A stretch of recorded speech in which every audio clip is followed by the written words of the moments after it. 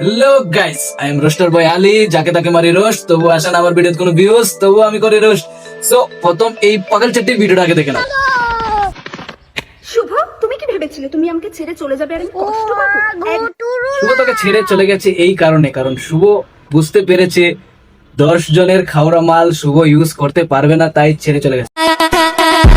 তুমি না, আমি অন্য একটা বয়ফ্রেন্ড পাঠিয়ে ফেলেছি মাত্র 2 चीटिंग चीटिंग करता है तू। আর 2 দিনে তুই বয়ফ্রেন্ড বানিয়ে ফেলেছিস, কারণ তুই হলি একটি 12 পাতারি।